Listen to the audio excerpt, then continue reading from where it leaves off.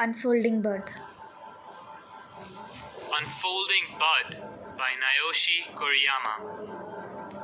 One is amazed by a water lily, unfolding with each passing day, taking on a richer color and new dimensions. One is not amazed at a first glance by a poem which is as tight-closed as a tiny bud.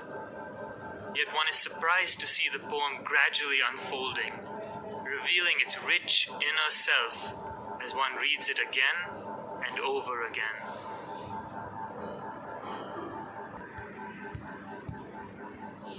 Your World. Your World by Georgia Douglas Johnson. Your world is as big as you make it. I know, for I used to abide in the narrowest nest in a corner, my wings pressing close to my side. But I sighted the distant horizon, where the skyline encircled the sea, and I throbbed with a burning desire to travel this immensity. I battered the cordons around me and cradled my wings on the breeze, then soared to the uppermost reaches with rapture, with power, with ease.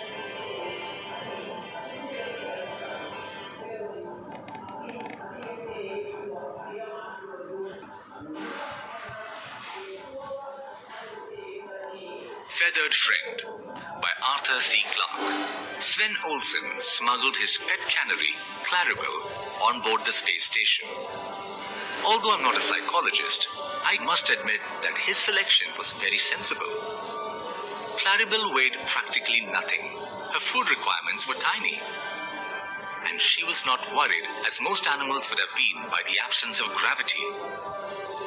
Very soon, she became all our pets, and we looked to her to break the dull monotony of life in zero gravity. We had little trouble hiding our unauthorized guest when VIPs from Earth came visiting. But Claribel got rather noisy when she was upset, and we sometimes had to explain the whistles that came from ventilating shafts. One morning, breakfast was unusually quiet. The night before, I had scant sleep and fitful dreams. So, I was also tired and lightheaded and in no mood for conversation. Sven came in through the doorway, and we could tell something was wrong. He slowly opened his hand, and there lay a tiny bundle of yellow feathers with two clenched claws sticking pathetically up in the air. "What happened?" we asked, all equally distressed. "Give her a shot of oxygen," suggested somebody. Claribel was tucked into a face mask that was large enough to serve as a complete oxygen tent for her. To our delighted surprise, she revived at once and began twittering. Something had been tugging at my memory. I felt that I could do with some of that oxygen when understanding exploded in my brain. I said urgently, "Jim, there's something wrong with the air. That's why Claribel's passed out." "I have just remembered that miners used to carry canaries down to warn them of gas." "Nonsense," said Jim. "Both alarms would have gone off." But his assistant reminded him that one alarm was not working anyway. Worried, he went to check and came back 10 minutes later with a sheepish expression. It was one of those accidents that couldn't possibly happen. Part of the air purifier had frozen up last night, and the alarm had failed to go off. $500,000 worth of chemical and electronic engineering had let us down completely, and it was up to a little bird to save us.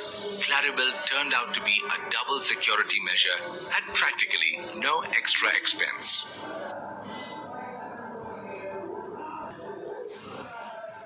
Gogol's first day. Gogol, a Bengali boy in America, is about to start school. His parents, Ashok and Ashima, tell him that he will be Nikhil at school. "Why do I have to have a new name?" He sobs. They tell him it will be used only at school and that it's a part of growing up. "Don't worry." They say, To us, you'll always be Gogol. At school, the secretary, Mrs. McNabb, asks Ashok to fill out a form. She leads them to the principal's office. Mrs. Lapidus, the principal, is tall with blonde hair. Welcome to school, Nikhil. Gogol looks down. How old are you, Nikhil? Gogol does not respond. Mrs. Lapidus asks, Mr. Ganguly, does Nikhil follow English?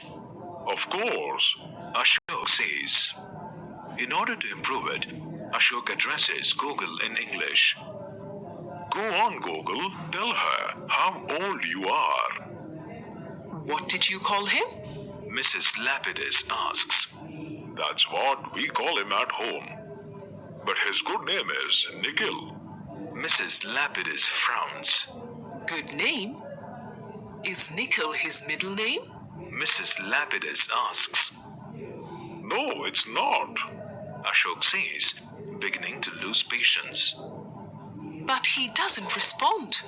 Please, Mrs. Lapidus, Ashok says. I assure you, he will grow accustomed. Be good, Nikhil, Ashok says. Thanks, Mrs. Lapidus, and leaves. Then Mrs. Lapidus asks, Do you want to be called by another name, Gogol? He shakes his head. Then it's settled. Can you write your name on this piece of paper? Gogol writes his name. Mrs. Lapidus asks Mrs. McNabb to type up a new registration form. Inside the classroom, Andrew is Andy, Alexandra, Sandy. It is nothing like the schooling Gogol's parents have known. Polished black shoes and good names. He sent home with a letter to his parents explaining that due to their son's preference, he will be known as Gogol at school. Ashima and Ashok shake their heads, but given. On sheets and on the covers of his books, Gogol writes out his name. In arts class, he carves his name with paper clips into the bottoms of clay cups. He brings his creations home to Ashima, signed as Gogol G.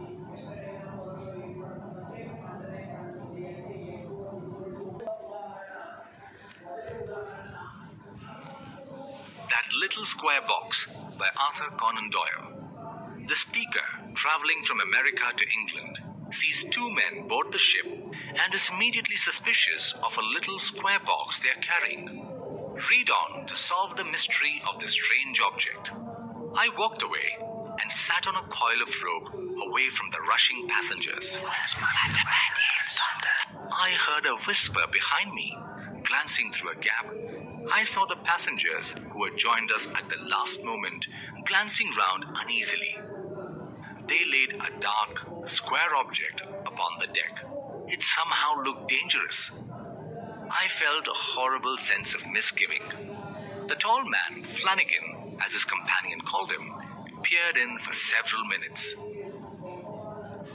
The shorter man produced a packet. He poured down a handful of whitish grains through the hole. A curious clicking noise followed, and both men smiled.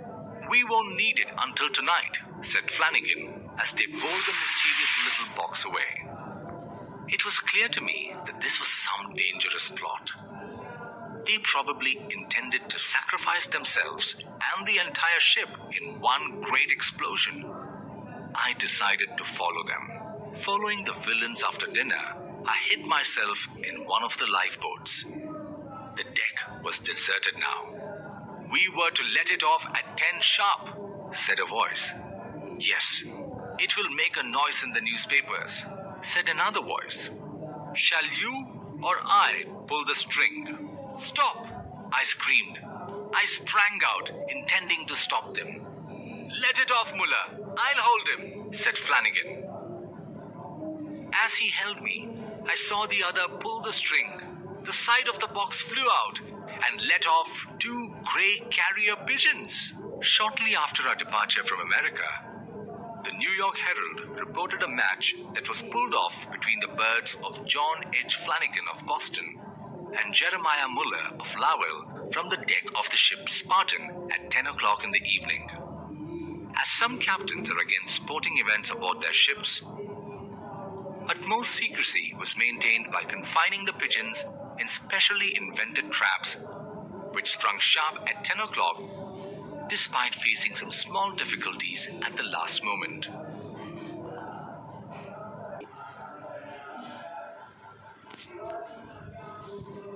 Marshlands by Emily Pauline Johnson. A thin, wet sky that yellows at the rim and meets with sun-lost lip the marsh's brim. The pools low-lying, dank with moss and mold, glint through their mildews like large cups of gold. Among the wild rice in the still lagoon, in monotone the lizard shrills his tune.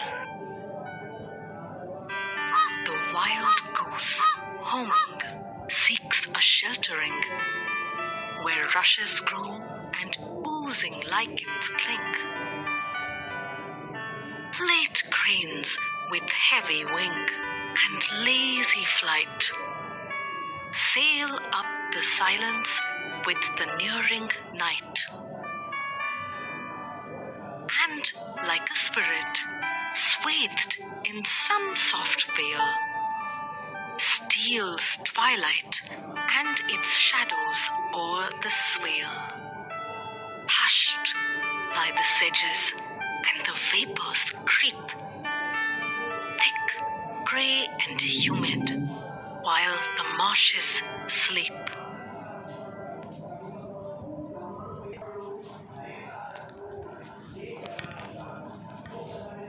My Native Land by Sir Walter Scott. Breathes there the man with soul so dead, who never to himself had said, "This is my own, my native land," whose heart had ne'er within him burned, as home his footsteps he hath turned, from wandering on a foreign strand. If such there breathe, go, mark him well. For him no minstrel raptures swell. High though his titles, proud his name, boundless his wealth as wish can claim. Despite those titles, power and pelf, the wretch concentered all in self, living shall forfeit fair renown, and doubly dying shall go down to the vile dust from whence he sprung, unwept, unhonored, and unsung.